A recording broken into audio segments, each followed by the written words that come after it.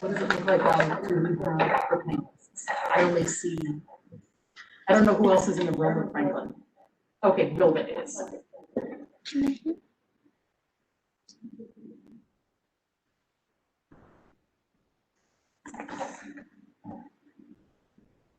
I think we have a quorum.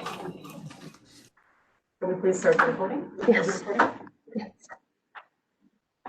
All right, good morning, everybody. Can you hear us down in New York City conference room? Great, thank you, Vilda. Thank you, Franklin. It looks like we do have a quorum, and I'd like to see if we do, can we just sort of have any member of the committee raise their hand or say their name so that we know? Franklin is trying to do something.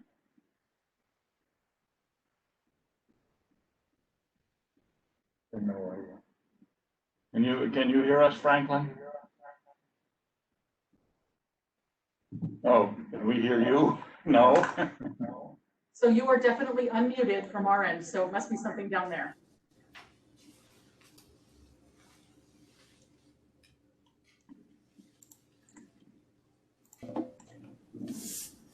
Yeah, it's been unmuted. Press 6 to, okay, somebody I think we hear you unmuted. now. All right.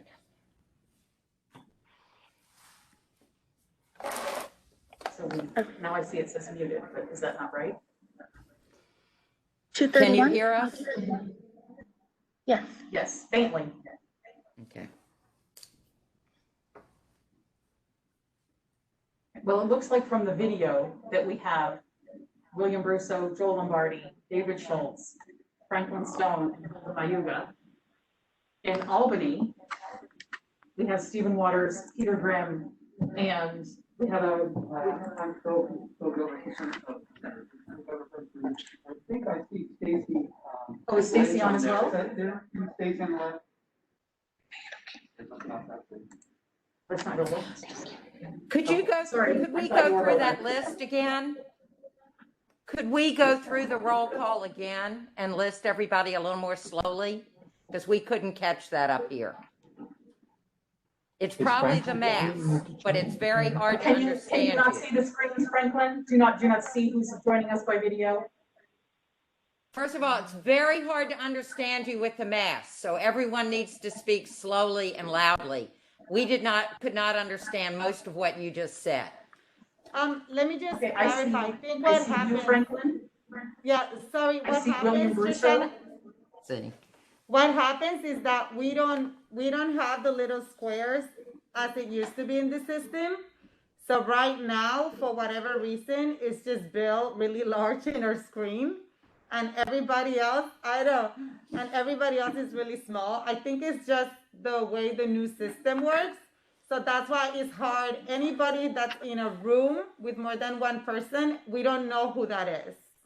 We can't tell. Okay, thank you. So I think it would be useful to actually have a roll call so we can associate names with faces, because you all are the size of a pin to us in Albany. Joel, we can see David and Bill. great. So we have Joel, David, and Bill. We have Franklin and Vilda. And can you other all in members of the Albany. committee identify themselves for Franklin? Yes. Stephen Waters. Dave Waters, okay. Peter Grimm. Bill Giltner from Lieutenant Governor Benjamin's office. We couldn't understand a word. Hilda may know you, but who is that? Bill Giltner from Lieutenant Governor Benjamin's office. Gotcha. Welcome. Anyone else? There's someone up on the front left that I can't, that's off our screen now.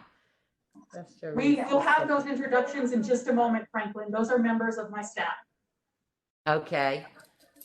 Any other If you'd like, I committee can move members? that up the agenda. You had a very specific request that we have certain items on the agenda in a certain order. But I'd be happy to raise the introductions of my staff to a higher number on the agenda if it's okay with you, Franklin.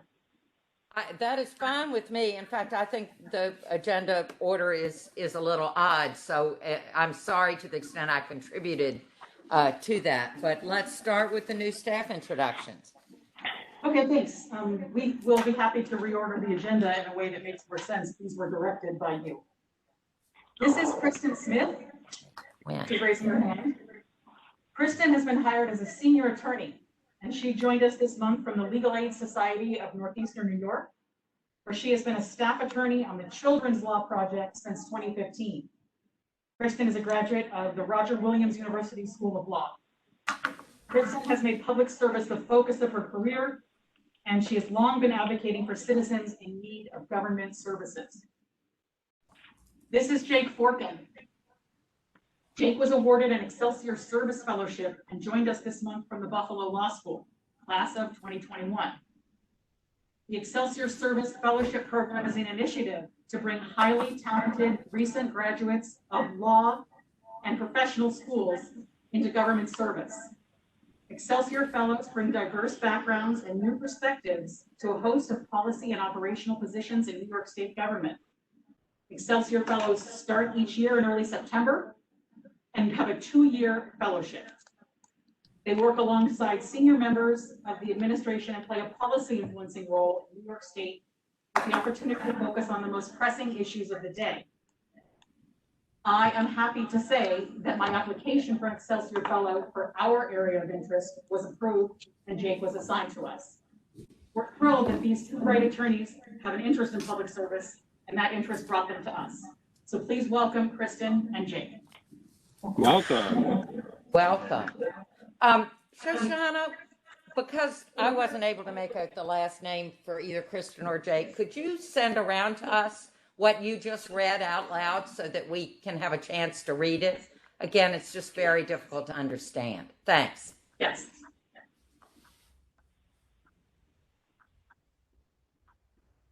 I don't know if you make out their last names. I like to treat people fairly. Why don't we move on to the approval of minutes, which is number 2 on the agenda. And again, I'm surprised to learn that I set the order here, but certainly that seems like the most appropriate thing to move to next. Hey, can I have a motion for the approval of these minutes? I think, yeah, I see. I do, Stephen but Watson. I have a couple of questions. Let me find the draft minutes.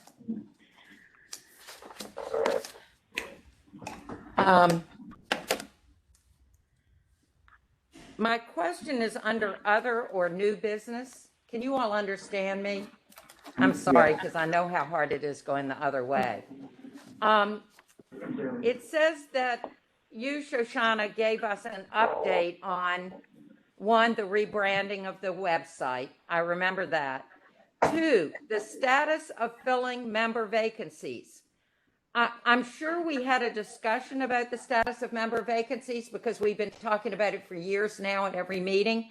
But what exactly did you report to us on the status of filling member vacancies? That I had That's no not in updates to report. Your report was that you had no update. Right, that I had not been provided any additional updates by the administration in their effort to fill the member vacancies. Well, I think that maybe we ought to have a little meat on the bones of that. Third is especially since your update was that you had no update. Third is a new series of monthly webinars available to members of the public that will be posted on the website, which is great. But again, I haven't looked back at it. When were they to begin? And did they actually begin, I guess, is the Yes, they follow-on. began. They've been going like every month since this meeting since the December meeting was referenced. And so far we've provided training to 3,250 plus people. Terrific. So you've done about 9 or 10 of these? Yes. Okay, great. Well, I just would fill in because this is such an issue. It appears that you had some inside information that you shared with us. And since you didn't, I just think we ought to clarify that. It's a small point, but I was surprised when I read it to learn that you'd given us a report. So Wait, but not on number 3, right? 'Cause that's not on number 3. Okay. No, on number 2. I just think we ought to say, put something that indicates that you had no information on this. just so it's Friendly clear. amendment. I mean, But there are- it's a small I point, reckon but I think it ought to be Franklin, clear. if I propose the amendment, we just say that there were no amendments or no updates on the status of filling member vacancies, then we don't have to vote or anything on it. That suits me fine. That's fine. I just think it ought to be clear. Hopefully We'll we're make that past. recommendation. Do I have a second on the approval of these minutes? Second. I see Bill and Phil, thank you. Yep. If I could make a All in comment real favor? quick. Joel wants to make a comment loudly. Oh, yeah, sorry. Is this better? I just think that what I would like to see, I mean, just me personally, I've seen since I've been involved a lot We can't really more hear you, going. Joel. Here, hold on. Let me. Is there a way to Can you increase hear me the volume? now? And if everyone could. Now he vanished. Because we get a lot of feedback, I think that's a problem. He went from Can you Barry. hear me now? No. We can. Okay. What I would like, I just wanted to say that, in the past couple of years since I've been involved, I've seen, I think, a lot of work being done. And I was really excited to hear about some of your new initiatives, Shoshana and staff and the new staff. So I think my request would just be that in future minutes, because I know that you read these off, that we have a record of those accomplishments. Because I think the committee, I mean, as the committee, designee, I'm really proud of that. I think that this is a good thing. So I vote to approve these minutes. This is fine, but just in the future, I think that this is great. And I think we should brag a little bit from the official record. Just my 2 cents. I agree with you, Joel. In fact, that was sort of the heart of my comment, was that these were awfully bare bones.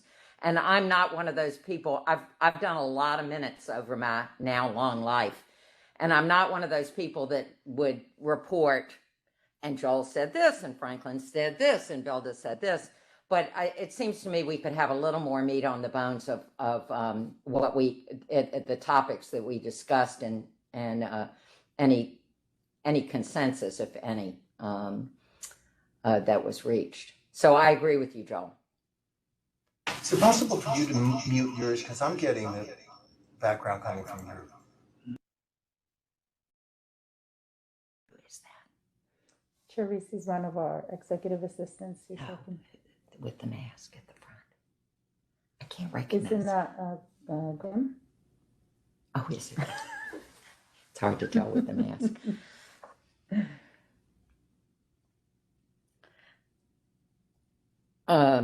I guess the next thing is really two things, which is committee vacancies.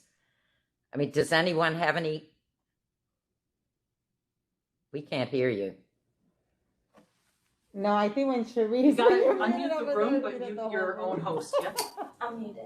Can you Okay, hear us now? Yes. Yes. All right, I was introducing Charisse, who is here in place of Candace, who can't be with us today. Okay.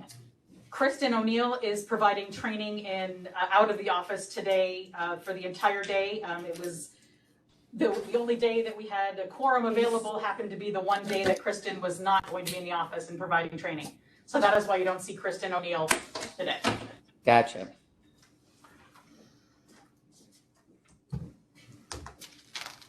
So I don't know if you could hear me or not. The next thing on the agenda is really two things. If anyone has an update on our committee vacancies, we'd love to hear it.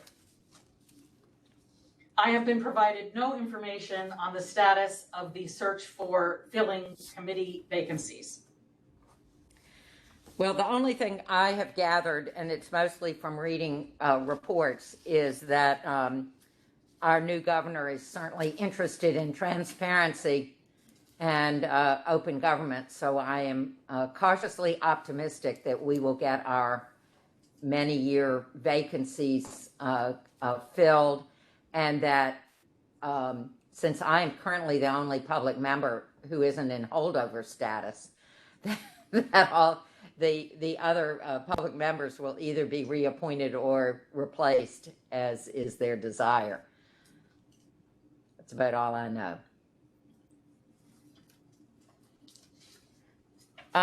Let's set committee structure aside for the moment and Can I go to just, staff act. Before you move on, could I, just on that topic, I'd be curious about what, if anything, we're doing as a committee to alert the governor, to try to, keep this front and center. I mean, it sounds like we're just sitting back waiting for the governor to do something. Has anyone been in touch with her? I can. Yes, been in touch with her office, yes. Her office is aware that we, as a committee, that I and the committee are both interested in filling the vacancies, one of which was created by a death and the other which was created by a moving away, filling those two vacancies. As you probably are aware, Jeff Lewis is the chief of staff to the governor. He used to be chief of staff to the lieutenant governor and was a member of this committee by designation. He remains aware that the committee is not doesn't have its full complement of members. And Franklin sent a letter earlier this season reflecting that the committee was interested in having the administration fill those vacancies. The committee is aware by many vectors now that the committee is interested in the filling of these vacancies. They acknowledged Franklin's letter to you as well, that they had received that? I spoke to them. Oh, okay. Great. They were aware it was coming, and then they were aware that they got it, and then they were aware after they got it that they got another copy of it. Yeah, I should say too that after the governor took office, I wrote a letter congratulating her. And also, there were vacancies, and I would hope other members of the committee would also kind of speak up.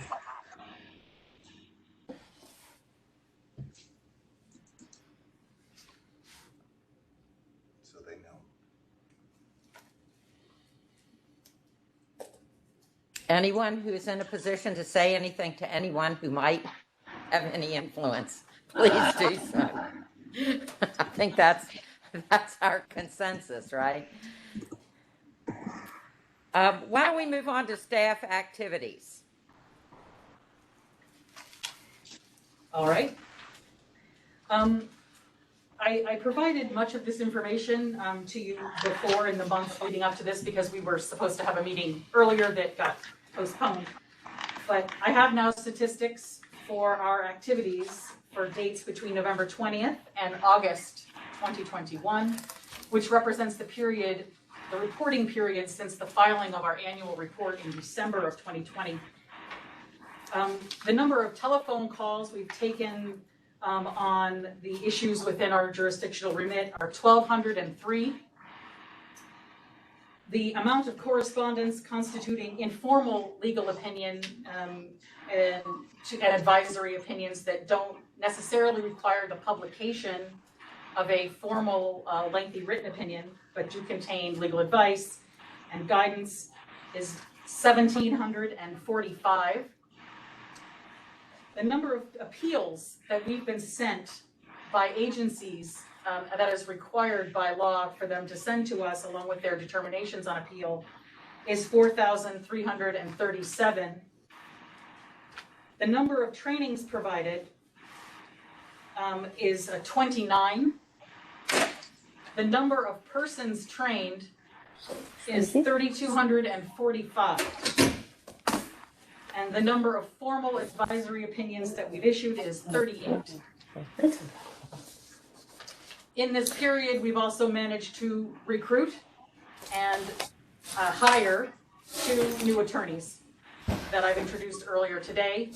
And they are here to help us execute on some of the objectives that we discussed early in 2020 when I first came on board, with the hope of modernizing and more fully operationalizing some of the day-to-day work of the staff in support of the secretary's role as secretariat to the committee. Hey, Shoshana, this is Vilda. Sorry, just wanted to make a quick pause. Stacy Lynch just walked into our room, and I just wanted to introduce her. We just met, by the way, as well. But And I'll introduce myself too. I'm Franklin Stone. I'm the Assembly of God. Yeah, so just so that she can introduce herself and then maybe we can go around the room. Hi, I'm Stacy Lynch. I'm the Chief of Staff to Lieutenant Governor Brian Benjamin. Up here in Albany, I'm Shoshana Bule. I'm the director appointed by the secretary to help the functioning of the committee and discharge her role as secretariat. Go ahead, Kristin. I'm Kristin Smith. I'm a senior attorney newly hired with the committee. I am Peter Grimm. I'm a board member appointed by the governor. I'm Stephen Waters, appointed by the Senate and a holdover capacity. As is Peter. Yes. I'm Phil and Stacy knows me. Hi, Phil. Hi, Stacy. Jake Forkin, Excelsior Fellow on the committee. And then joining us by video, Bill Brusso, I'm a designee for the Commissioner of General Services, Rowan Estito. Joel Lombardi, designee for the Director of the Budget, Robert Mahika. I'm Dave Schultz. I'm an appointee of the governor in a holdover status. Everyone except for me is. And Franklin Stone. I don't think we need to do that again. Actually, and I don't think I can remember I'm being done by you guys. I'm the CDE for Secretary Rosado. Yes. Pleasure. Thanks for that. Charisse, did, All right, did I don't Hadley think ever that get hurt. through? Do you see Hadley Horrigan? No. Is Hadley on the call? She was calling for the link earlier this morning, so I assume that she is trying to be, but I don't know whether she was successful. Yeah, we sent her the link. Okay. Yeah. Well, if she comes on, she'll identify herself, hopefully.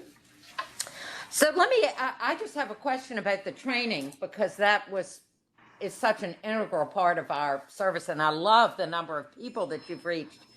And I'm delighted that Kristin's actually out of the office doing training. Is she doing in-person training? Yes. So Yes. how many of these 29 sessions were virtual and how many were in person? I think we've done between 5 and 7 in-person trainings. We do them by invitation. I have 3 coming up in October, actually. So they're more and more common, but they didn't start really until after June. Well, that's delightful. As long as it's safe, that's certainly a preferred way to more interesting for people. Is any of our staff back in the office now? Yes. Who is everyone back in the office? Yes. Great. Full-time? Pardon me? Is that full-time or? I'm full-time with minor exceptions when I have to be virtual because of some other commitment to my family. Right now, our senior attorney and our fellow are full-time. Kristin is full-time except when training, and Candace is telecommuting once or twice a week. But we are moving toward more full-time. We were fortunately very able to fully discharge our duties to the Secretary of State while we were out of the office, and it seemed to work fine for everyone. It seemed to be pretty seamless from our perspective. But we are largely back in the office as school has begun, and many of us have our children back in school and are a little less fearful. Gotcha. Thank you.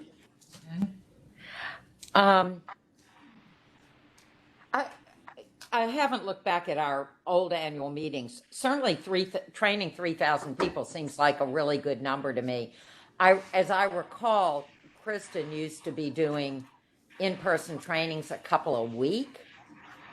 How do our numbers compare with pre-COVID? Not 2020. I have to count on my fingers and toes to remember the years. but say 2019. I'm just curious. I think we're training far more people.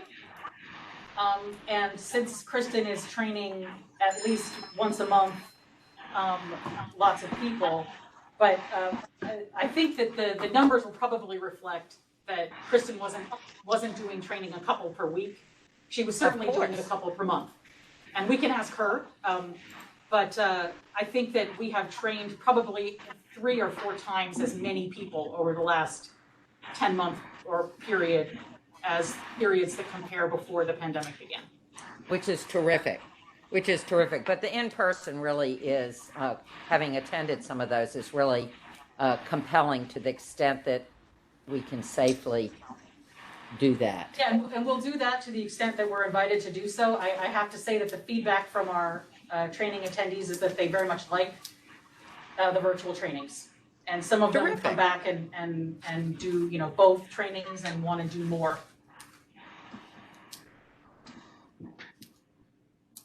That's great. Well, let's, we've done new members of staff. The real heart of this meeting, which is why I'm surprised that I set it up this way, is current open government issues. And I think all the other things we've got are important, but lest we lose somebody, this is usually the meeting where we start listing and asking staff to begin researching and writing the issues that we want to consider for our annual report. So I suggest we move on to current open government issues. And Shoshana, what do you have on your list? Well, as you said, you just said that this was the opportunity for you to tell me what you'd like me to focus on, so I invite you to do that. I've provided several updates for you guys concerning what my open issues appear to be. I think that one of the issues that we will probably likely to cover is the temporary amendment to the open meetings law to permit a hybrid meeting such as this. That temporary approval authority will expire in January when session begins again, presumably to be picked up and looked at again by members of the Assembly and the Senate to potentially expand it or end it formally. I have circulated a list of proposals that were pending in the last session that touch upon this, but I do think that it's likely that the committee, as a group, you guys will want to take a position one way or another on whether you think it's a good idea or that you have some support for continuing to support hybrid model or the opposite. Do we want to discuss that now, or do you all want to make a list and then come back and discuss? What's the will of the committee? Well, let's Without objection, I certainly would encourage hybrid meetings. There businesses across the country, across the state have changed their bylaws to allow electronic participation in meetings. I don't see why we should be any different. I agree.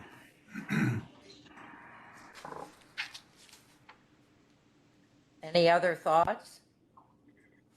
Well, why don't we ask the staff to write something up that endorses a hybrid model that we can then react to at our next meeting? Sounds good.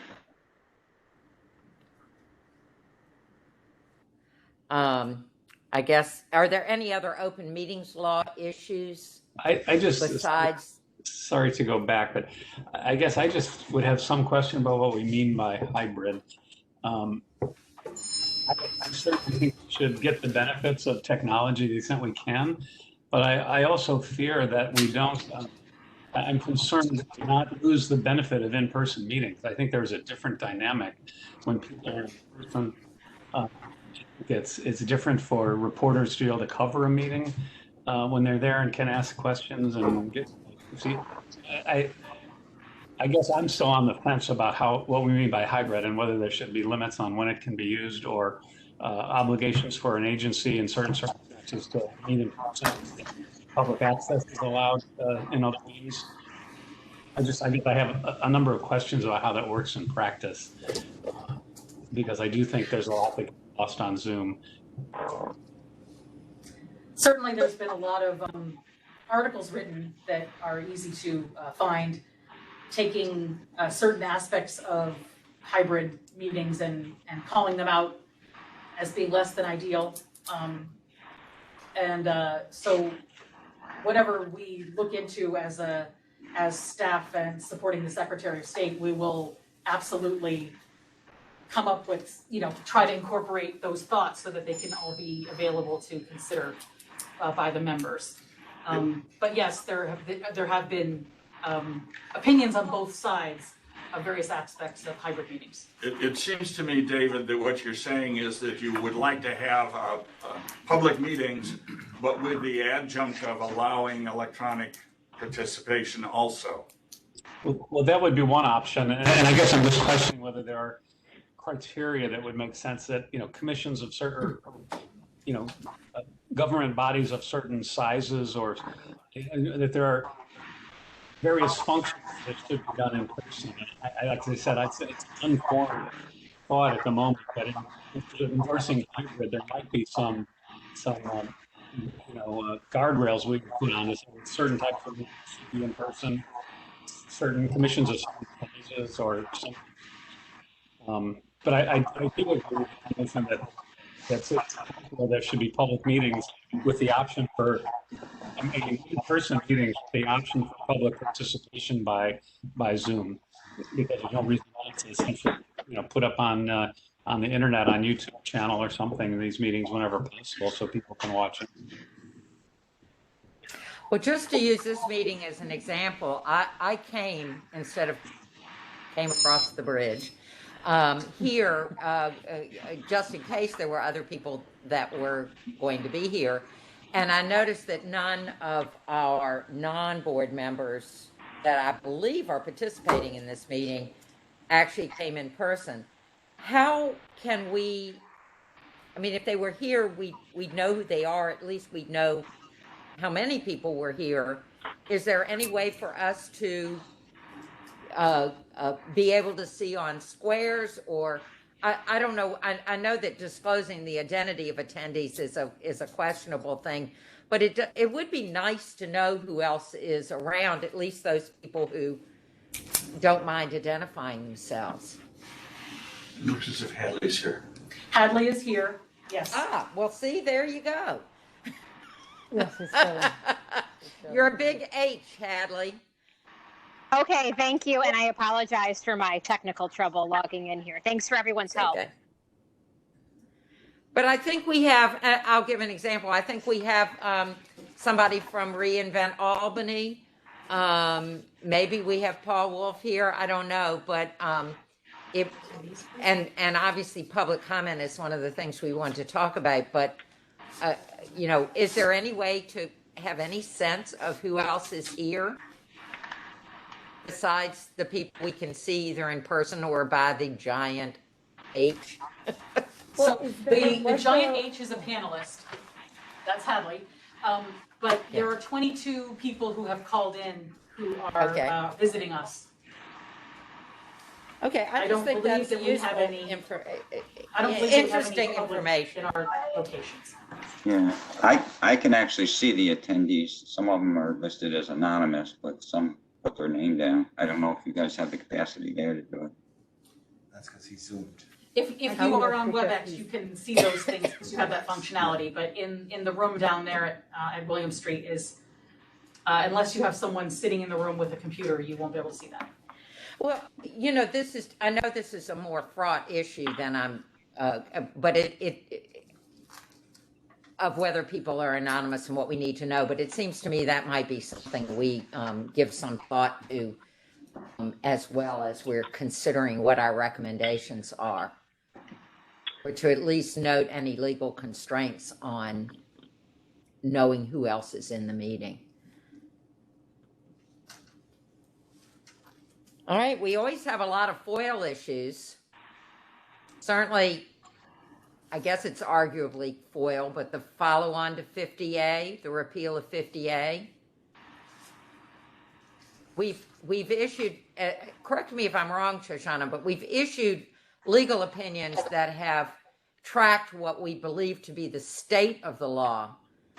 I don't know that the state of existing law, but I don't know that we've gone out and done what we often do, and I believe we're charged to do, which is make recommendations for on the issues that remain outstanding, and some of which are in litigation. Right, I presume that the committee, if they're going to take a position on that, will do so in its annual report. Right, so that's why I'm flagging it, because that's what we're talking about. I would hope that we could do some fact finding about what's happening with the implementation of 50A so that we can report.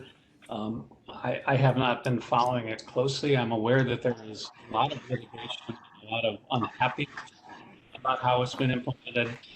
For example, in the summaries the court that Shoshana sent out, which is really helpful of what the courts have been doing, one of the issues is the question of whether unsubstantiated allegations against a police officer are subject to withholding under FOIL. And there are strong arguments to be made under personal privacy that routinely that sort of stuff can be withheld. But there's questions about how it's being implemented. If a complaint comes in and a police department chooses not to investigate at all, just let it sit there, would then consider it unsubstantiated because it's never been investigated. Or they may investigate it and decide part of it has merit, but not all of it, and they just deem it unsubstantiated. I know that there are a lot of journalists and others who are very unhappy that the law is not having the effect it was supposed to have, promote accountability among our police officers. And that there's also a big issue about the sense in which union contracts can override FOIL. And I just think this is an area where we should be affirmatively trying to find out what's going on and include in our report any recommendations that seem appropriate to fine tune what's been done or make it more effective. I do know that, I don't think it progressed anywhere, but I believe that there was a piece of legislation that was sort of designed to address this point, but it didn't progress. I don't think it's pending, and I don't think, potentially it could come up again in the next session. One of the issues that we've kind of identified with this in general is that absent the contentious issue of law enforcement records of discipline and law enforcement complaints against law enforcement, in general, it has long been jurisprudence in New York that an unsubstantiated complaint against a government person is subject to withholding because of privacy concerns. So, the idea that we would potentially be treating two categories of records differently would just raises a potential question for consideration, and or making all of the unsubstantiated or uninvestigated or staying in a drawer complaints against any government worker potentially subject to disclosure also. Like, I don't know how far it wants to go, whether it wants to be specific to 50A. And then I again raise the question whether it's the job of this committee to make the policy distinction between a law enforcement person and another regular old government worker. But my personal views are to the side. I just raise these issues as something for y'all to think about as we potentially craft a recommendation on this sort of sticky point. And just to be clear, I was not advocating a different standard for police officers. I'm just saying there's a question, there's an issue that we should understand about how this is being applied and whether it's serving the purposes of FOIL. But what you raise a bigger question. I really think we need to find a way to grapple with as a committee, which is what is the role of this committee? It's not clear to me that we're all on the same page about what the committee's function is within the state government here, whether it's just to monitor and educate and report, or if it's to be a platform for developing and articulating improvements to the law and things we could be doing better. And I view it as the latter. And I just have a sense there's some resistance here to the committee doing this sort of thing. And I think we should have a full airing of it. Among other things, besides these kind of specific issues about how FOIA implemented, I think there's a much bigger issue about whether we as a state need to rethink FOIA from the ground up in certain respects. You know, we all pride ourselves that this was like a cutting edge law back in 1974 or 75 when it was adopted, but many states have kind of outpaced us in terms of transparency and accountability. One way, it takes forever to get information from agencies in New York. If they drag their feet, there's little that someone can do to speed things along. The process of going to court is cumbersome and time consuming. And there are other options. You know, we looked several years ago, we had the commissioner of Connecticut come in and explain how their system works. They have kind of a system where a body within our government, it's called the Commission, the Freedom of Information Commission.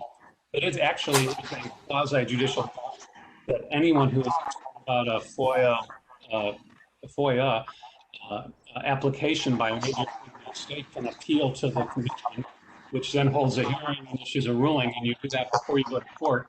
And it has the function of more uniformity, quicker resolution, and greater compliance by agencies. And that's not the only model. In Pennsylvania, it's sort of the same thing, but instead of having a commission, they have a certain person. It would be like someone like a Shoshana Buckley or someone in the Attorney General's office who becomes the FOIA commissioner. And then believes that the law hasn't been properly applied, appeals to that individual who issues a ruling. And it's binding on the agencies who then have to go, the individuals who then have to go to court. And again, it reduces litigation, it speeds things.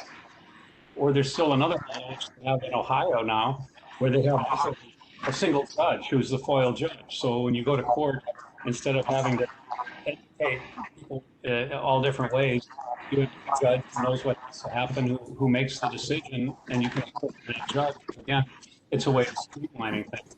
I just think there's a lot we could be doing, and I think if this committee isn't kind of thinking about these issues and looking for ways we can, it's not going to happen. And this is a particularly opportune time to do it with a new administration coming in that's committed to improving transparency. And the question is, how can we engender that activity and interest the legislature and making some significant changes in interest of the governor and advocating for them. David, there's always a bill pending each year that espouses some of what you're saying, giving what they usually call teeth to the committee as a body. But it usually involves perhaps a 10,000% increase in budget and staff, which is usually not feasible. And even though we've grown by 200% recently, I don't think we would have enough staff yet to do what those pieces of legislation say, but it could be a starting point for someone to take a look. If that was something that was interesting to the members of the committee, there have been pieces of legislation that are pretty consistently put forward by members trying to do that. Right. See, that's part of my frustration. I'll shut up in a second, but that there is legislation and we never discuss it. Like, we should be an incubator for helping the legislature think through these issues. And you say we would require more money and more staff. Well, it'd be useful to put together some budget on how much money could be saved, consolidated in one agency. I think there's a lot of potential savings and efficiencies in terms of how the state operates and how business is operating in the state. If FOIA is important for competition and for innovation, and a FOIA system that's not working well has bigger implications for the economy. So it's just a question of putting that together and studying it in a logical way. I don't have the answer sitting here. It just seems we're very, very passive and we're not really fulfilling our potential as a community. I'm hearing two different issues, though they're related. Dave is commenting on the degree to which we uh, are or should be or aren't advocates for change, and Shoshana is talking about the function of the committee itself. And I think both are important and they're clearly related. I've been on this committee for, I don't know, going on 10 years. I can't count. And it was, when I joined it, an incredibly robust committee that was led by, however flawed, a world-renowned expert on open government. And we were advocates in every single point in our meeting. And I'll have to say the group was incredibly collegial. To the extent that there were differences of opinion, they were really minor. But from my point of view, it seemed to me like every member of the committee was interested in being advocates for change. We proposed legislation, we bemoaned court decisions that were inconsistent with open government and called for legislation to get around them. And I think we've lost some of that in the last couple of years due to a whole lot of reasons. But for me, that was the appeal to me. Having come off 10 years of being on the Civilian Complaint Review Board in New York City, this was really nice to see a group that was openly advocating for open government. So I'd have to say, from my point of view, I'm not particularly interested in being on a committee that just rubber stamps the staff's view of what the current law is. We had planned with Shoshana's arrival for the spring of 2019, for those of you all who may recall, to have a big in-person meeting with our staff and with us to talk about two things. One is our mission, and two, the world after Bob Freeman, where what was the committee's role vis-a-vis the staff. And for obvious reasons, that hasn't happened. And I think the now going on 4-year vacancies that have diminished the public component of our committee, in my view, we need to get that fixed, and then have a really brass tacks discussion. But in the meantime, I see an annual report the way our other annual reports have been, which is we ought to identify where the problems are and do what we've always done, make recommendations. Maybe everyone doesn't agree, but it seemed to me we've been in agreement for 8 of the 10 years I've been on the board. So David, is your recommendation, I guess, that we include this as a topic on the annual report, whether the committee should have like a different role? And I guess if that's the case, I mean, I think there's a lot more that would need to happen, because I don't think, I mean, all of you have been at this longer than I have, but I don't think the committee, as it is stated in the law, is equipped with, the right process and perhaps even the right members to address what you're suggesting, David, because my understanding is that there is a review process in place in the law, right, for people who are not satisfied with the response they've gotten in their FOIL request. And it sounds like we're suggesting a different avenue for that has this committee or some other body more involved. But, I don't know, you're talking about like an administrative law procedure. It almost sounds like where you would need that procedure laid out. Usually it's in the regs. So that's like an entire different, consideration, and who should be in that body, what qualifications should be considered for the individuals that then sit on that, that type of body to issue those decisions. That's definitely, I don't think we're equipped to do that right now. Forget about number of staff. I'm even talking about the way the composition of the committee is right now, because I think it's just meant to bring different views in terms of experience and background, but not necessarily an actual skill set in hearing cases like administrative law judges do and issue decisions. I just want to make sure is that what you mean? That when you started with the fact finding, is that what you mean, to look at what may be happening in other jurisdictions that we may want to consider as a potential recommendation to include in the report? No, yes. David? Oh, wait, You're on Wait, mute. wait, we can't. No, we can't hear you. He's muted. Sorry, you caught me off guard. I'm sorry, I didn't catch the question. Wow, I was talking to you this whole time. So Vilda was asking whether you were considering potentially talking about in the annual report a potential structural change on the committee such that it would take on more of like an administrative law or some kind of an oversight rather than purely advisory. Yeah, sorry, really sorry. An email came in and I shouldn't have looked, but it would depend on where the committee comes out. That would be my view, is that the report should start to be more of a sounding board for the legislature of things they should be looking at, even if we don't have final views as a country. Identifying where there are areas of improvement and suggesting ways that might be worth pursuing. But if the legislature and the governor don't buy in, get up and run with it, it's not going to go anywhere. But we can be the catalyst to get some of these things on the agenda. And I would put. And my point was, that's what we've done until recently. That's what we've done in every report. We haven't suggested taking on more for the committee, but we have been recommending to the legislature, and 50A is a really good example of that. We beat the drum for 8 years by ourselves, saying 50A should be repealed. Each year we struggled with how to say it a little differently, and to pull in more news articles. And then all of a sudden, just as at 50A's moment has come, we are absent from the conversation. We were totally absent. And no, I don't agree, Franklin, at all. I don't agree with that. I think that 50A changed because a man was murdered in Minnesota. So I really think we need to rein that in. I think we need to rein that in.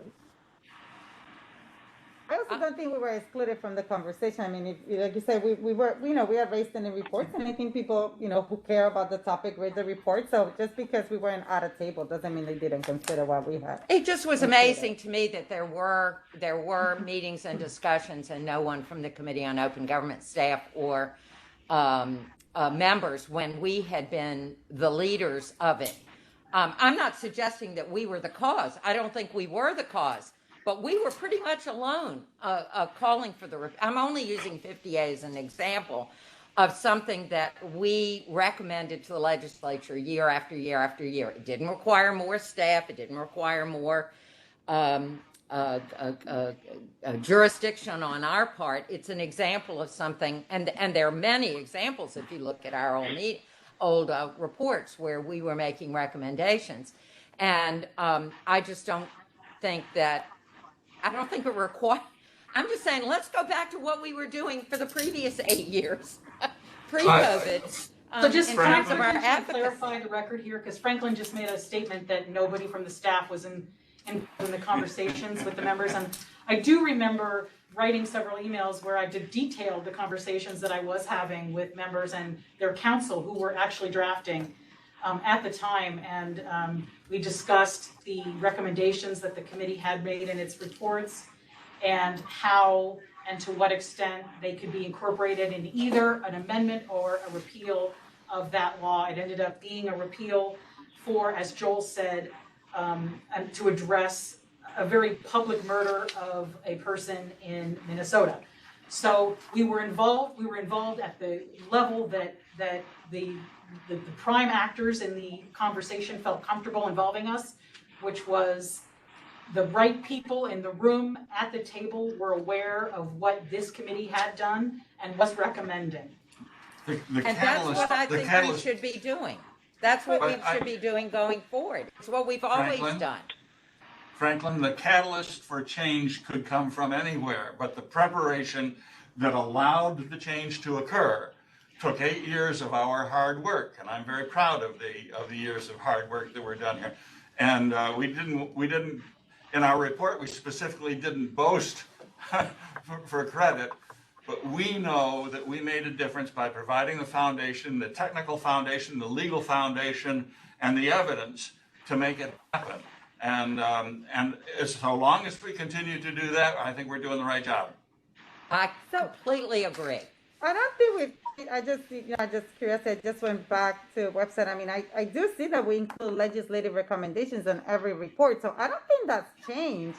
Maybe there's just some years that a particular topic is more interesting in general, than others, but I don't think that piece, doesn't seem like that piece changed. So I think we're all along the same line, saying the same thing in different ways, that we want to keep issuing recommendations. And it sounds like, David, you're just saying, don't look at an email now. So that one of those topics to include this time is potentially, whether it's the committee or some other body, I guess, to look at the way FOIL decisions are reviewed. Is that basically it?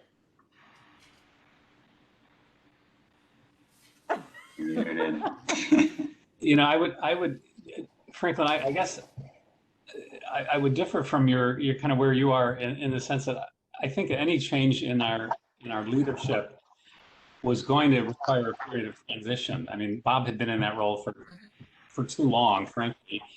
He had fallen into certain patterns and was not as proactive at the end as perhaps we could have been. But I think that Shoshana has jumped in and now is kind of understanding where things are and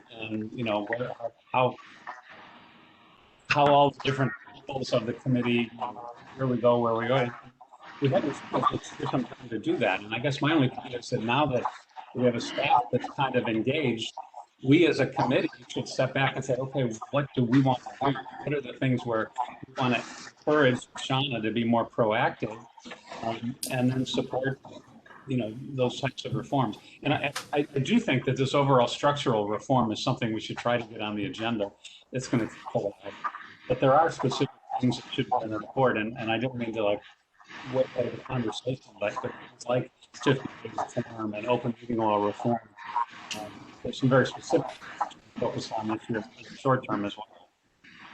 Do we have staff resources to do some of what Bob has suggested, which is to look at how FOIL is being implemented on the state level in other states or other countries or whatever? Franklin? Which Bob? Bob Freeman? Which Bob are you talking about? I meant David. Do we have the staff resources to do what David has suggested? That I just said the wrong name. Which is, to gather some facts on how other jurisdictions do it. And then we can consider, based on what we read, whether a recommendation percolates up for us this year, or maybe we put it on the agenda for a big discussion and include it in next year's report or an interim report or whatever. Yeah. Do we have the staff resources to look at that as a more global issue? Well, it was certainly on one of the punch lists that we had developed as we were going to look at law outside of New York to see whether decisions of interest from, say, Ohio or Nebraska would complement our understanding here in New York of how to interpret our law. We could potentially expand that to looking sort of at a blank slate of representative states and to see how various other jurisdictions do things.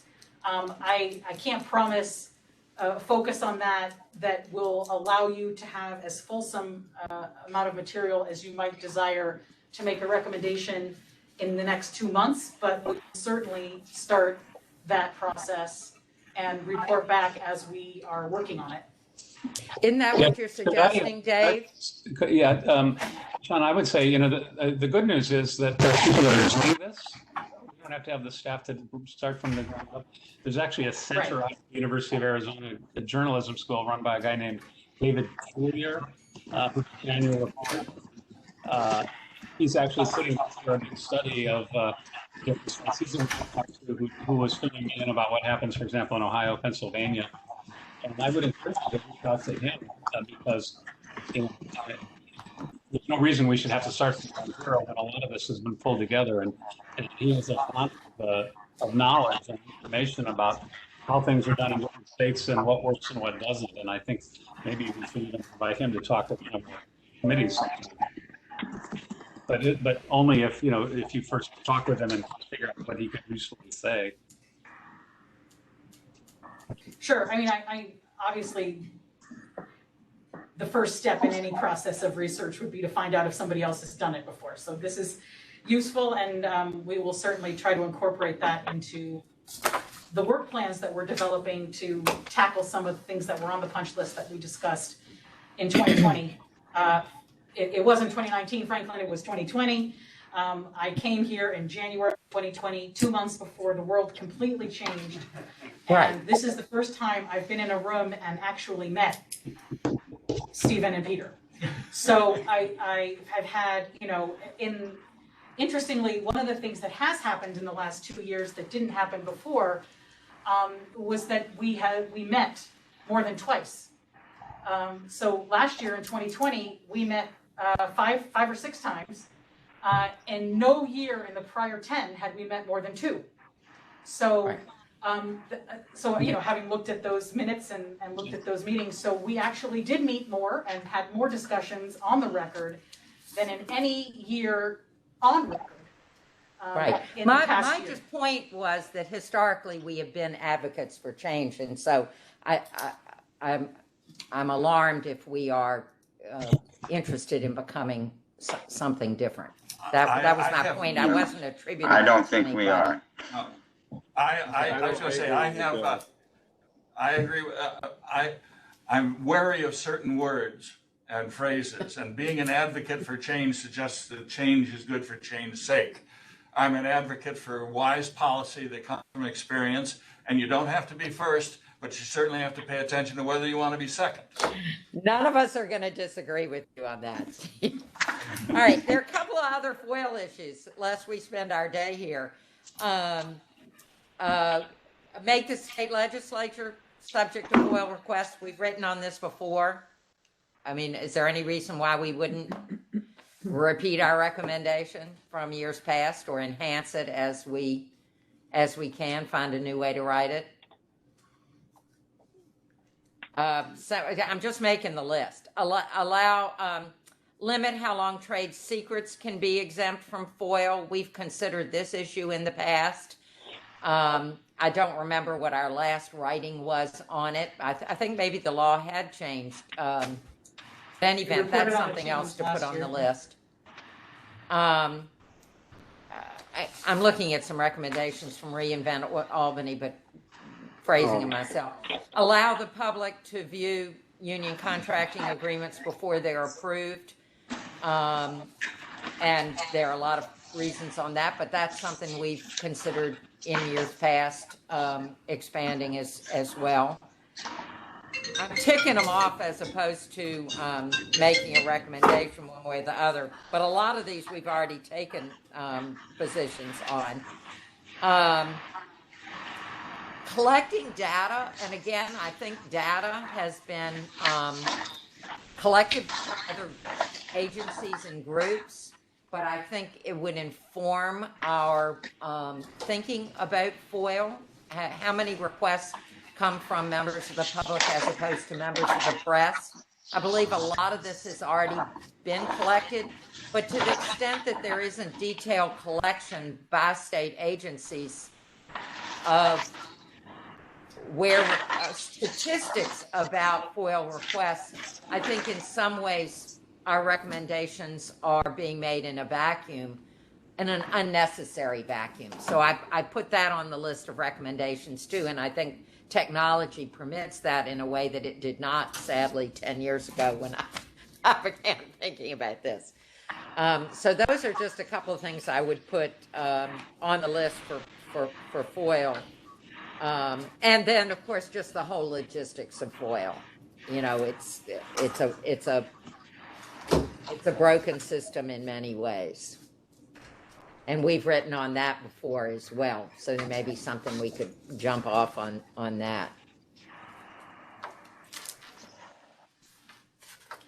Another big topic, but I don't know that this is for our annual report, but I think perhaps for our meeting once we have our full complement of people is, while I'm on the subject of Reinvent Albany, their recommendations for changes in the way we are structured and operate. And I don't think that's a topic necessarily for today's meeting. I think it's the topic that we intended to address in the spring of 2020. But let's just flag that. And Reinvent Albany has also suggested that we put together a working group of staff, board, and stakeholders, and I know stakeholders is something of a loaded term, to make recommendations. And they had suggested on post-COVID changes to OML, but it seems to me we ought to be having forums where there's an opportunity for all of the groups that are interested in open government to share ideas. Maybe all we do is listen, but this format is hard for us, and getting little memos from people is often not the best way to collect ideas and facts about what's going on. So I just raise all those points in a blur of thoughts.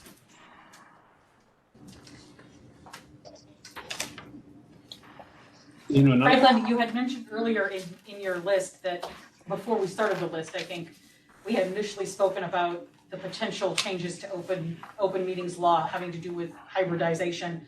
Yeah. I think you mentioned that you were looking for other issues in the open meetings law, and then we moved on to another topic. There are other issues relevant to the open meetings law that we talked about in our annual report in 2020 that do form the basis of some pending legislation. I assumed I would cover those again in whatever I put together as well, just to tie that in a bow. We had talked, there was a recommendation about posting of minutes, not posting of minutes, Yeah. posting of materials, that kind of thing. And so I would assume that I would package that up again and see what the committee continued to support it or had a different view. Don't you all think so? I think anything we've argued before, let's update, put it in the draft report, and then we can decide whether we include it or not. Yes, Right. believe it or not, Franklin, that is in fact how we prepared the draft of the 2020 report that you found so different from the prior reports of the committee. I didn't find the report for last year so different, at least not as it finally came out. What I was sensing was a shift to advising people on what the current law was as opposed to advocacy. And that's what alarmed me because that was very different. If that's not so, I eat my words. That's just what it seemed like to me, and it was a concern to me because I don't want to cede our role as advocates, not just for change's sake, Steve, but as leaders in this area. All right. Anything else in our report from last year that because I don't have it in front of me that we haven't touched on? I can't remember. Well, this carries us a long ways toward a draft report. Can I just raise a couple? I was just listening to thinking, if we're trying to usher in a new era and get people thinking about transparency differently, I just wonder if something we could do to try to facilitate communication between the committee and both the governor's office and the legislature, just by doing. We've always fulfilled the mandate by just issuing a written report and sending it off and not doing anything. Useful in formulating our report to understand what the issues are the legislature is concerned about in the governor's office. And, for example, would it make any sense to invite a meeting to have someone from the administration come and talk with us about their views, and we would have a chance to talk with them about this, or ask the lieutenant governor's representative here to talk at one of the meetings about what they see as the key issue. Weigh in on our report. Or another thing to do would be to try to have a meeting at the time before the report, to convey it personally. It just seems to me there's a number of things we could do to try to get people to focus on these issues. Just a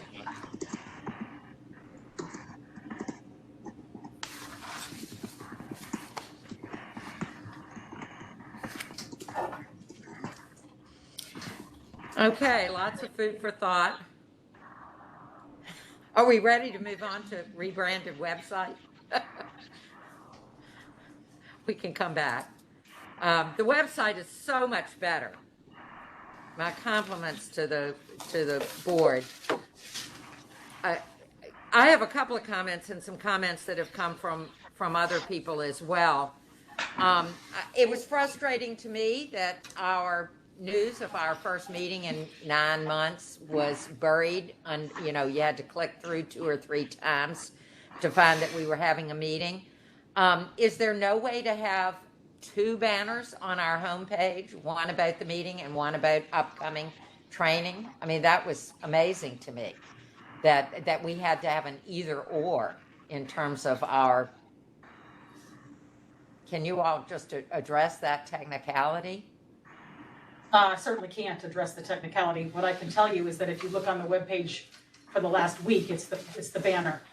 I saw it in the last week. The week before, it took me like 20 minutes the first time I went to look for it before I found it buried down in news. And what I can just tell think you, Franklin, is that it was not intentionally buried.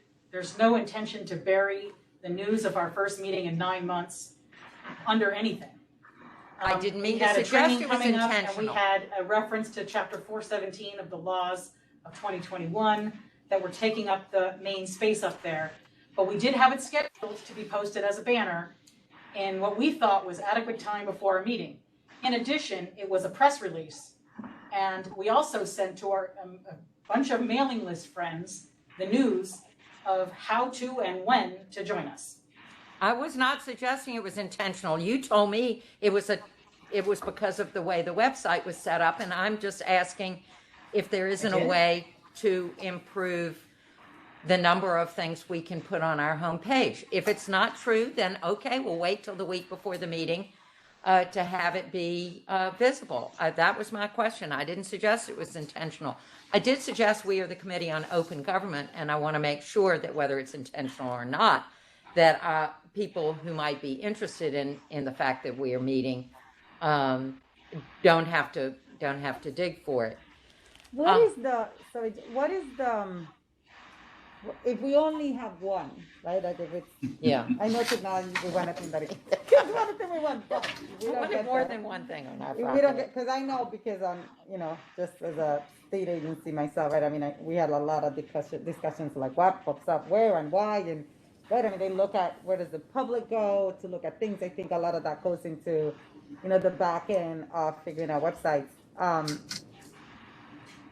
What is the ideal, I guess, time to post it? I feel like I lately cannot think of the next day until the night comes. Mm-hmm. So for me, I mean, it's like once I put it on the calendar, fine, it's there. But like, I'm wondering, was there any concern that a week wasn't enough to find it? Like, is a week a good? You had more than a week.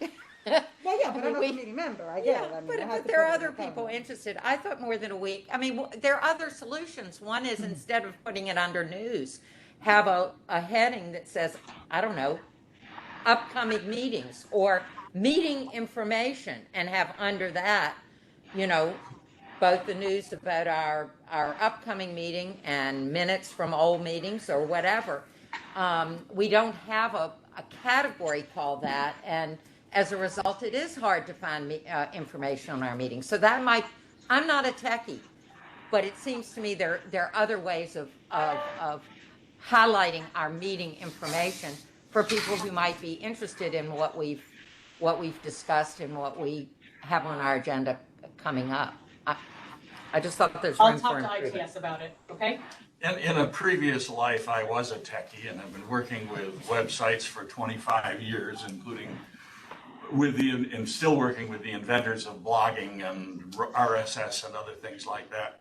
And basically, the changes are coming to how websites appear, and to be able to aggregate something in a blogging format quickly and easily.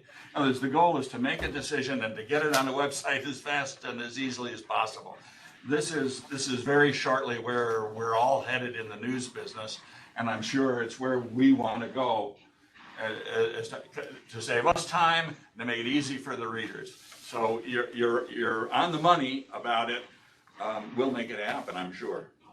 Yeah, that would be great. And our annual meeting reports as well. They just shouldn't be hard to find for those of us who are not techies and don't instantly think, oh, everything's under news or whatever. I didn't have that response. And our commissioners, our list of commissioners does not list our vacancies. It should. It should say vacant. We've got two spots. That's really minor, but it suggests that we're a committee of 9 when we're actually a committee of 11. So I think that would be an improvement. And I'm taking some suggestions from others who have tried to navigate. Our contact us page has only a form to fill out, not a phone number or staff listing. That seems to me to be appropriate to be able to do something other than filling out a form.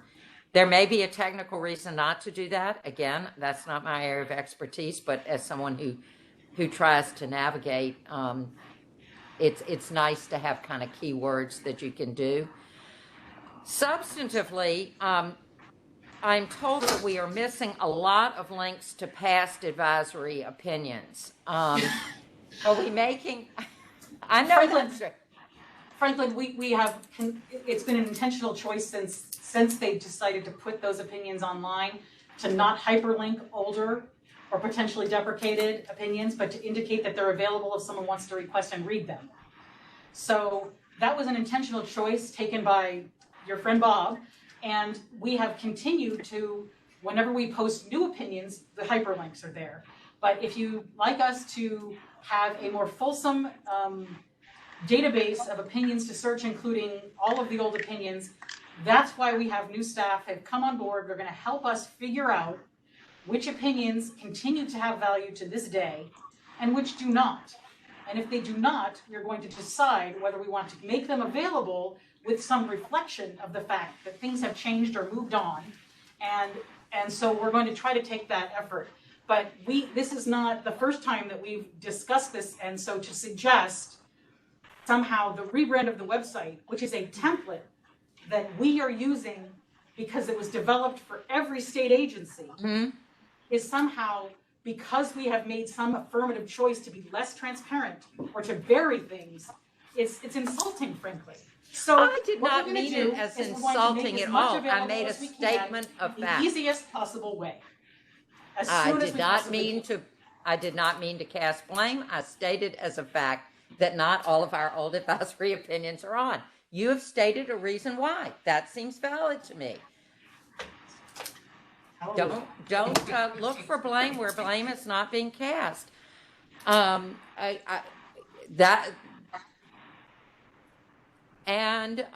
there search features for our opinions? I mean, can you? Yes, there are. There are. Okay. There's a search function. I mean, I don't know if people are not finding by keywords. That's how I just found stuff. Yes, it's the same search function that is available to every other state agency on the template website that has been developed for use by state agencies.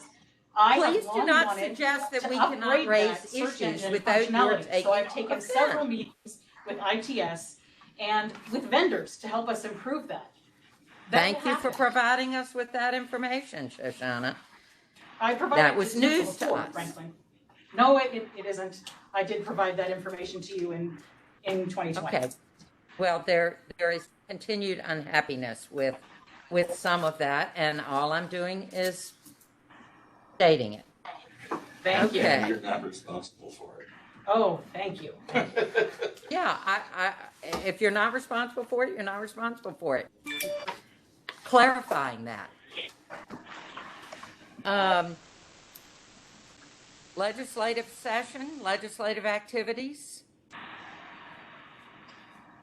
I think we've collapsed that into our discussion of open government issues. But I think could be so. wrong, so if anyone wants to talk about it more, that's great. Well, staff, if there's anything we've missed in our discussions, consider what you might recommend to us to include in the report.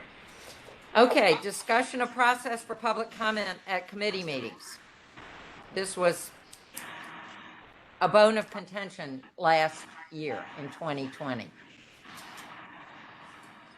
Yeah, my recollection is that that was going to be part of the discussion on bylaws, if I recall correctly. I also recall, Joel, that there was since there were at least some members who had articulated a desire to invite attendees to make some statements to us, that we wanted to, even before we implemented bylaws, to the extent that you guys were going to try to do that we should talk about whether we're going to invite that, and if so, what process you were going to use to make sure that it was even-handed, fair, the whole thing that our regulations discuss when you're considering having public comment at your meetings. And I know that Vilda was interested in a process as well, so this was added to the agenda to accommodate those thoughts. So has the staff looked at what other agencies do and can make recommendations to us? On the process for public comment? Mm-hmm. Agencies like this one that is deliberative don't usually allow public comment, but if you'd like to allow public comment, my suggestion is that you do it in a fair and even-handed manner that allows everyone who wants to comment, even if you have to limit the time. Let's make sure there's some limits, the ability to impose limits.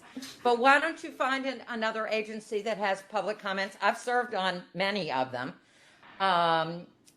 and see what their rules are and make a proposal to us that we can react against, so that we don't just sit around a table and brainstorm if the work has been done elsewhere.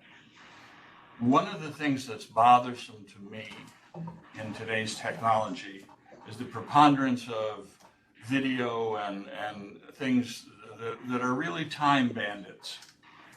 They steal your time unnecessarily when so much public comment could be provided through documentation first that would allow you to pursue, understand, and carry on and prepare questions and ask them, and that any sort of involvement that's more in person is more selective without being biased in terms of favor.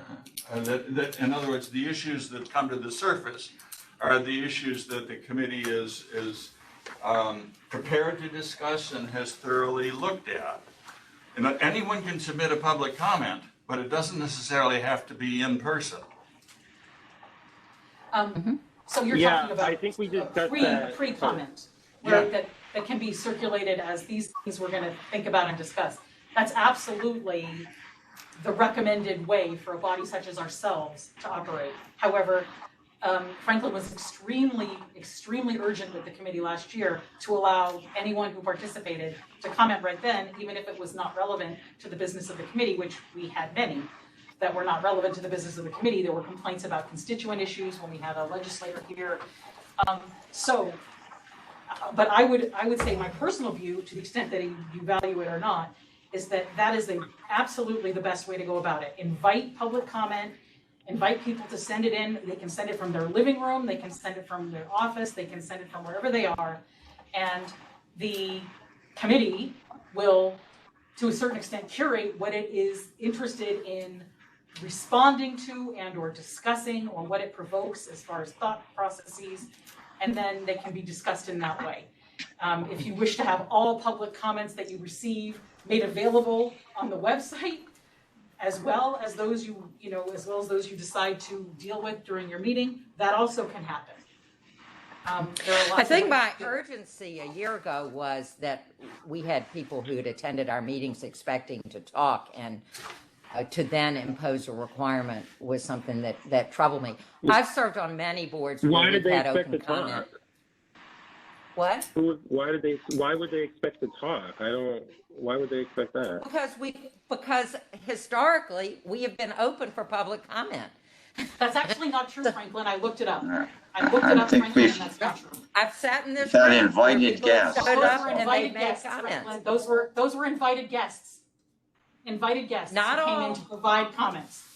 Yeah. Well, I'm sure that there are anecdotal situations of both that are not, it's anecdotal situations of both instances, but basically what you suggested is that formalizing a procedure for this is about time.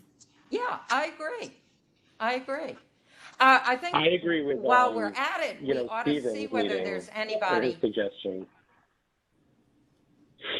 I wanted to see whether there was anybody who wanted to make public comment today. No. No, we're not allowing because that. we haven't voted on it. We've discussed this No. last time. We're not doing that. I'm sorry. Last time I was the only one who really voted against it because you all said, and we agreed, that for that meeting, we were going to allow the commentary to happen under staffing consensus. And the agreement was that at our next meeting, we were going to decide on a procedure so we could implement it. I'm now going to continue to come to these meetings and then play this same game of like, oh, we're not ready, so allow it for now and keep moving. No, because you set the wrong precedent. You need procedures. You need a process. So what process do you want to implement in the I next 15 100% minutes? agree. I think that Stephen's suggestion is correct, and I think the committee can come back. It is not, if it's urgent that somebody speak to the committee, they can send a correspondence through Shoshana. This is not acceptable to me at all. We're not the complaint department, and I agree with Vilda. It's not appropriate for us to participate in this. Yes, I back Stephen's recommendation as well. Nobody said that they can't reach us. I don't understand. They can send the communications to the committee and then she can share the correspondence. We can add the agenda to discuss things and decide, but we're not gonna, no, not my vote. I'll just say I disagree, and I think to call us the complaint department is really belittling a lot of organizations that care a great deal about the same mission that we have. That's how they're treating and that us. have provided That's how they're treating quite us. thoughtful information. I don't agree. Clear. Please don't speak Well, over me. Thank you. I don't agree at all. I think you're you're mischaracterizing what we discussed last time. I think you're speaking over me, but that's right. Having chaired many meetings where there have been speakers, clearly when someone comes up with a personal issue that is not a universal issue, you limit the commentary on that. And But certainly you can't, Franklin. You cannot. If you have someone speaking and they want to talk to you about their teddy bear and you allow people to speak, then they're going to talk to you about their teddy bear, Franklin. You have to listen. I guess that's not really true. Why don't you look at what other agencies do? One thing they do is they cut off the mic. But it's the law that's requiring that, Franklin. It's the law that's requiring that, not law policies is of other requiring agencies. public comment that goes on If ad the nauseum, comment regardless is- of whether. If we are allowing so. comment from everyone present, if we are allowing anyone to comment, then we have to allow everyone to comment. At length, regardless of the topic? I don't believe Well, so. we have At least that hasn't procedures, been. Then we can have them do 3 minutes. I think we've concluded that there need to be procedures. I think that people can submit what they think those procedures are, and I think we can move on. Okay. Absolutely. Sounds fine to me. And a 3-minute rule or 5-minute rule works for me. I think there's more than that we need in the process, whether Yeah. we need. Yeah, it doesn't work for me, Let us know in advance, so we're gonna allow it on the Yeah. spot, or does it depend I how much think we time limit left? it to invited guests. Could I suggest there's one other thing just to think about for the future, not to prolong the debate, but if we're going to have opportunities to interact, for example, invite the governor's office to meet with us every now and then, or the legislative lead, that we could have a meeting where we say interested parties can come and just do it at a meeting where we're going to hear from people if there's interest. I also think the other way is just to have people write to staff and then invite guests if there are things that seem appropriate to bring in. But I Yes, think David, there's other ways to do this, so we just need to. That's a great idea. So. And just to sort of follow along that, I had invited any sponsor of an open government bill that's on the list that I circulated to you, and the people primarily involved in working on Chapter 417, I had invited them to come today and talk to us if they wanted to. I did this when we first set the meeting date, giving them as much notice as possible. There were several expressions of interest in talking to us. This date didn't work for them. So I anticipate that in coming meetings, we may get members of our elected bodies to come talk to us, and or potentially from the administration. We'll obviously talk to Stacy further about that, and maybe I'll talk to Jeff as well, our alumni, Jeff, to see whether there's any interest in doing that. Hi, this is Hadley. Can you hear me? Yes. Hi. I just wanted to be on record that someone made the comments of sort of having a curated, list of members of the public that we'd like to invite. And I recall a meeting from many years ago that I found very valuable. We had invited, I believe, a member of the police union who came and spoke, in opposition to our perspective on 58. And I just thought, that was really beneficial and a good educational perspective. So I just sort of wanted to be on record of the value of the curated guests. And I also agree about having, someone from the council's office of the legislative bodies and the governor to come, or working perhaps on open government and FOIL issues to come, meet with us so we can see what some of their priorities would be. I just wanted to note my agreement with that. I agree with you. I remember that, and that was very informative for us to have those people there. But, back to procedure, we're talking about procedure here and setting up some sort of procedure. I mean, if we did have our meetings and our agenda on the website beforehand, I mean, we could also do, as Franklin said, there could be a time limit on speakers, but it would be, in a sense, a kind of an invite to speakers. They would have to sign up before the meeting. I mean, we could structure it that way. I mean, I think we're all worried here that we're afraid people will just start talking and there's no kind of formality to it. But I mean, there are different ways that we can handle this and still seem open enough for, I mean, we make the decision on who to invite. Well, that's not fair to those that want to speak. So, going forward, if we have the agenda, we could limit it to just agenda items to be spoken on at the meeting. I mean, there are many things that you can do. I'm just giving some suggestions.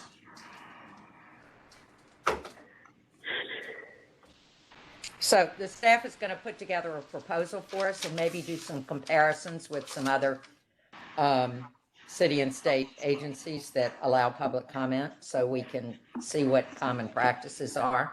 That would be great. Enough said on that subject? Other or new business?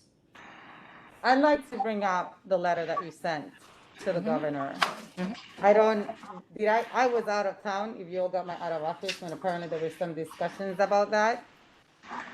It sounded like there was disagreement about it, and especially you sending it as chairperson. So I want to make sure that we address that today so that moving forward, we agree that there's no chairperson of the committee, because it looks like, according to the minutes of December, I think it was 2019, it was for that sole purpose of budget, so that we can move in that direction forward and that we can streamline the communications to go through Shoshana as the executive director of the committee, and we can have deliberations and anything that we think is appropriate as committee of open government to have.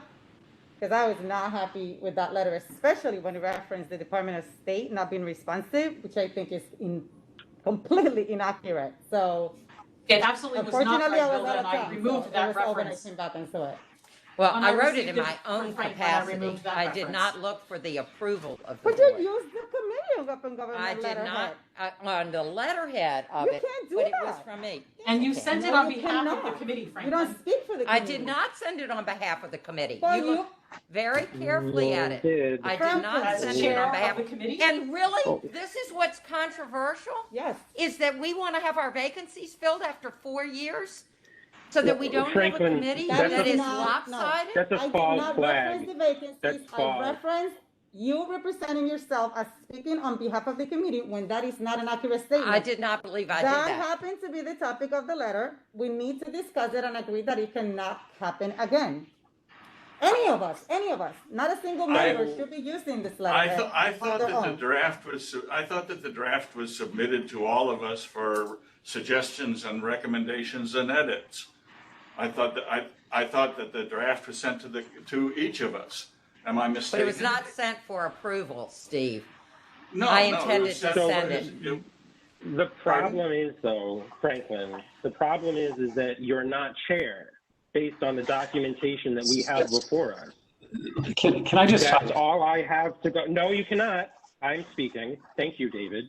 We only have one document, which is the only thing I've ever seen and the only thing that anybody has ever provided me. Maybe I'm used to, working in court where that's what we rely on. And it just says, it speaks for itself. You're not chair, and you sent it as chair. I objected, Bill objected, and you sent it anyway. That is the problem. Well, I would just like to say that I have a factual disagreement about what happened, and I haven't looked back at the language of them, but at that meeting, it was agreed that the committee needed someone to go and give testimony, and therefore it was agreed would and Franklin was willing to do it, and so we make her chair. There was never anything in the motion that was passed to say you're chair only for this person, and in fact, she was then put on the letterhead as chair, and that persisted for years. So I think this is kind of silly. So let me finish. That it's kind of silly. I didn't say anything. That it's kind of silly to be having this discussion. And I also would like to say, any one of us is free to communicate as members of the committee and speak on our own behalf, but to be publicly identified as a member of a committee. So I didn't see Franklin's letter as saying, I'm writing on behalf of the committee. She said, I am writing to call to your attention. I guess I fundamentally. She signed it as chairperson. Well, but David, I sent you the meeting minutes, and it's clear that it was limited. I was there. Maybe your recollection is not as clear as mine, but it was just for that one limited purpose. And yes, Bob took upon himself to put her on the letterhead and to make her a full-fledged chairman in his eyes, but the committee has never approved that. It is not something that's authorized by the legislation. It's just not right, and it needs to stop. I'm not much concerned with what happened. I am concerned with what happens. I'm concerned with going forward that we happen to do it in a collegial and positive way that allows each of us to send drafts of letters to the other members of the committee for suggestions and possibly final approval over it. Whether or not we have a chair, it is the ability to come to consensus about something that the committee represents and then find a way to send that matters. So that the status that we had now just is that there were some objections to this, the way it was sent, that were not honored, that were not discussed, that were not honored. And so I think that's what Vilda started to say and what Bill and Joel may be saying now. Just to be clear, for those of you all who were at the meeting will recall, I did not ask to be chair. There has been no personal benefit to me. It has not been a pleasure to me. I did it because Bob felt strongly that we needed a chair. No one else wanted to do it, and everyone that was there said, great, if you're willing to do it, it's great. What happened thereafter is my name was put on the letterhead. Everyone acquiesced. I did lead some meetings during that time, but otherwise really nothing particularly else. There's been nothing substantive that I have brought to the table as chair or imposed on anyone, but there have been some benefits. I do think it is, I think there's a reason why boards have chairs. This isn't a board. It's a committee. I think there are, let me finish. There are reasons why committees have chairs, organizations have chairs. In fact, I brought a lot of experience to the table on organizations' practices and procedures, which were somewhat lacking. I think I was a benefit. And no one has said anything for the last couple of years about the fact that my name has appeared on the letterhead. I am happy to relinquish it, but I do think that's something that we should be discussing going ahead, that we have some structure to our committee. I think it's been useful. If you don't think so, that's fine. I sent the letter in my own capacity.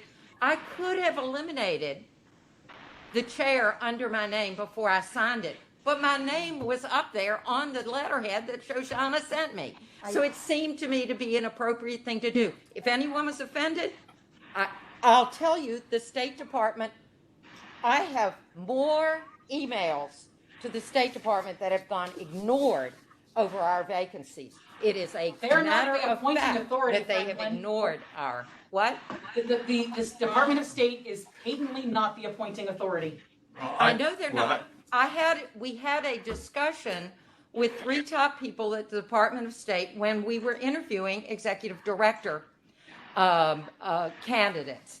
And this was a subject that Dave and I discussed with the Department of State at length. It was before your time, Vilda. And they, one, agreed that we needed to get those vacancies filled and that they were the arm through which to get that done.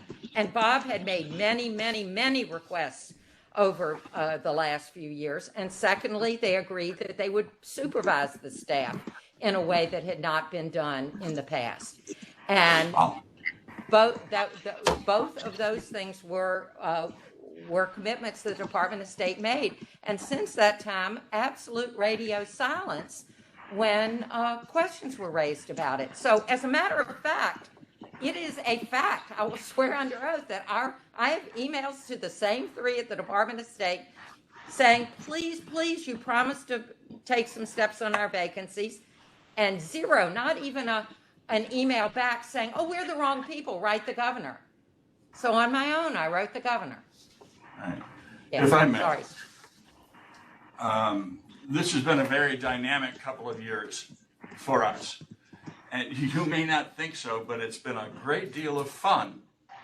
And the reason it's been fun is because now you have both a strong personality and a good sense of what an executive director ought to be, and experience at doing it, which I think has been wonderful, and it raises the questions of, does it fit here in this committee?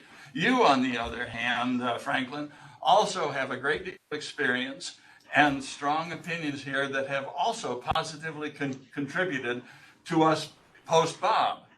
And it's been wonderful to me not to be on either end, but to be in the middle working this out. And this is just yet another position of working this out with great insight and great talent on the rest of the committee contributing. I'm not worried at all about where we are or what we have been, because I'm sure that where we're going to end up is better for it. I agree.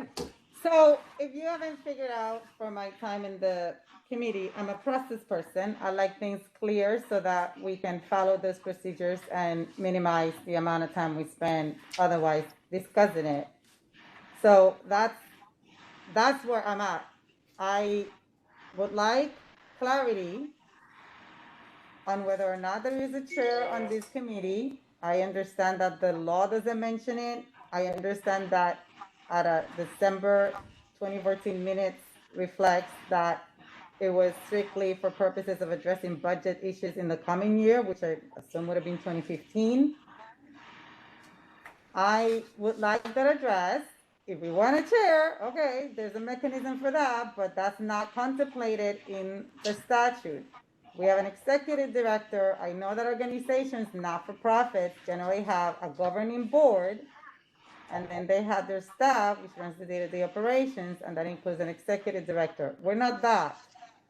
I don't know what is it that a chairperson, not Franklin, any chairperson, because it's true. She's very often said, does anybody want to be chair? So this is not about Franklin. I get perfectly well along with Frankie. She's done, we've met and had coffee and all that. So it's not that, just to be clear. It's whether we need to have a chair or not. What is the difference of a chair between a chair and an executive director for the purposes of the Committee on Open Government? I don't see the difference. I suggest that this be Can I part of the just- can I- discussion we've been waiting 2 years for, where we discuss what kind of organizations we want to have, what kind of procedures do we want, bylaws do we, and set it aside for another day. Since there is no one else prepared to do it, and lots of you who do not want to chair at all, I am happy to have my name removed from the letterhead. I do think it has been useful. There was a reason why Bob recommended it and kept it going beyond the budget year with the full acquiescence of this committee.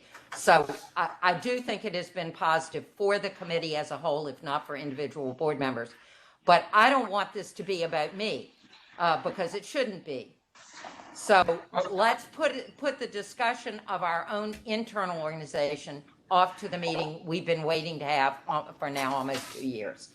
I don't mind doing that, but I also think that Vilda's question raises an interesting one from my point of view, because I'm not an employee of the state.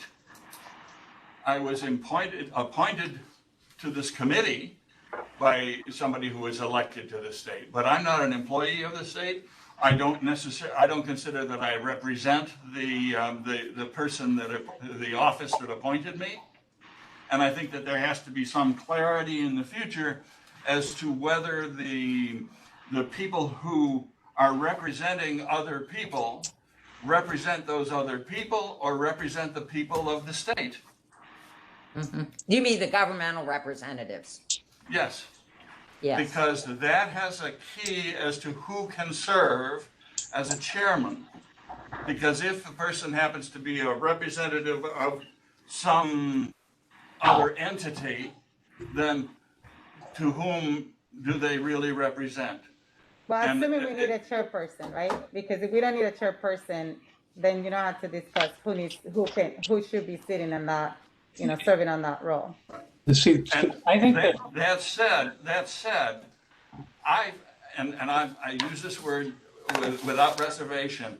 I enjoy the genius of the people that participate on this committee, because I've learned a lot for it and the conversations are worthwhile.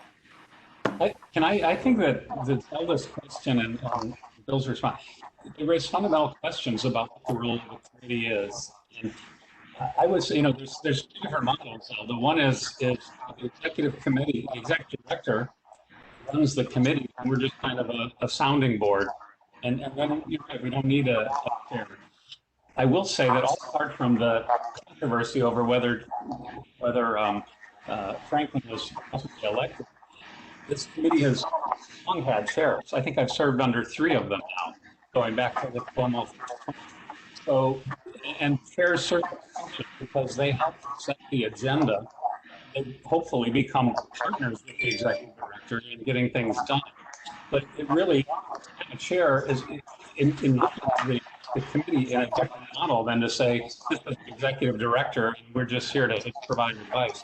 And I think if you look at the preamble to and the purpose of this committee, the committee was created, and then an executive director was given to the committee. It's not like it said we're going to create an executive director who's the czar, and they will have the ability to have a sounding board. So I think these are big questions that we should have a longer discussion on, and we should all reach some agreement about the role of the committee and how we're going to function going forward. I firmly believe we should share, and if perhaps we could agree at our next meeting, we'll elect you. But I remember my first meeting, there was a draft of the bylaws, but then that dropped. So maybe that is the way to move forward. I mean, to have some structure for at least people like me to know what's the process in place. But in the meantime, I really don't think it's appropriate for any of us you can absolutely, I agree with you, David. Any of us can talk to whoever we want. I mean, nobody's going to put the hand over our mouth. But you cannot do it on behalf of the community when we haven't discussed it and agreed on a statement. So that I do not agree that anybody should be sending letters using the committee's letterhead unless we've discussed it, that it is something we're going to do. Especially if it's controversial, it should be very clear what's in that document. So please, let's at least agree that that is just not, so we have a process to decide what our internal workings as a committee. Nobody should be using that letterhead other than the staff that is empowered right now, right? For like the process that's in place in terms of the law and within the Department of State as the secretariat of the committee to use it. Just so it's clear, I did not think it was controversial at all, and I did not receive a single substantive comment on the, I on the made letter. substantive except for my comments before things. it was sent. In the interest of future comedy, not comedy, but comity, we could for now remove the title and the position, because going forward, I think we're clear that there needs to be some resolution as to how to proceed. That way, we're starting with a fresh ground and a fresh future. You're the executive director, and the rest of us are committee. Is that fair? Yeah, And Totally let's talk support about that. process for a moment, because we have a lot to do in the next 2 months to put together an annual report. Do we want to try to have a meeting on our mission, our structure, and all that between now and the end of the year? If so, I'm prepared to find the time to do that, hopefully as much in person as possible. Or do we want to postpone these questions until January? I think we need to do it. We planned on doing it April of 2020. Sorry if I get the years mixed up, but that's when we had expected to do it, and it never happened for obvious reasons. Do you want to try to meet in the next, in mid-October or mid-November to discuss these issues? Or you want to get through our annual report and then meet and talk about it? I'm agnostic. I think if we're going to meet to do something like that, we need to plan for it and be sure we can get it done. And I don't know what Shoshana's capacity is. I know she's very busy, but I do think the questions that have been raised about the bylaws, that we should have like a series of questions to think about ahead of time about what should be in the bylaws, so we can, come to the meeting prepared and talk about things. And I also wonder if that would be a good meeting to have when we're up to full strength. Maybe it would be better to have a studied process planning and maybe get some members of the committee to agree to be on like a little planning subcommittee, kind of a strategic session in the beginning of. Yeah, it's a shame to have a meeting when only 1, 2, 3, 4 New York State governmental and 1 public member is not in holdover status or vacant. So hopefully we'll be. I get the sense that we aren't going to have the difficulty that we had previously in the near future. My October is fairly booked, and I really would like to get to the focus of our annual report and do the background information that David was talking about, so that we can understand the avenue that we want to head down. Yeah, I think it's fine putting off the structure questions, that as long as from now forward, it's clear that we do not have a chairman right now. I've never was a chairman, just to be clear. Bill, I enjoy the way that Franklin runs a meeting.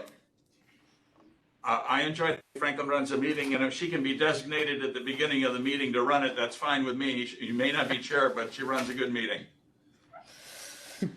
Well, let's, do we want to decide on a date for our next meeting to discuss annual, do we want to discuss that today, or do you want a poll to be sent around? I'm going to have to have a poll, frankly, because I don't know the availability of these rooms. And that's really what constrained us last time. All right, why don't you send out a poll as soon as you can, and after you've checked on the availability of rooms.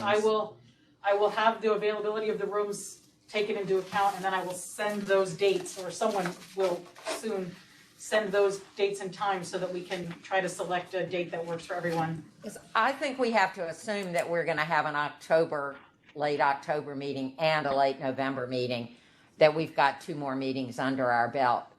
We always plan for 3, and then if we had our report ready, down to the short strokes, we didn't have to have the 3rd meeting. But let's if we can go ahead and get 2 meetings on our calendars, I think that'd be useful for people's busy schedules. Do we have a motion to adjourn? You all want to stay longer? No. I move it. Does anyone second? I'll second, now that I'm not the chair. Have a good afternoon, everybody. You too, thank you. The last week in October and the first week in November, I'm totally off, but I'll send you.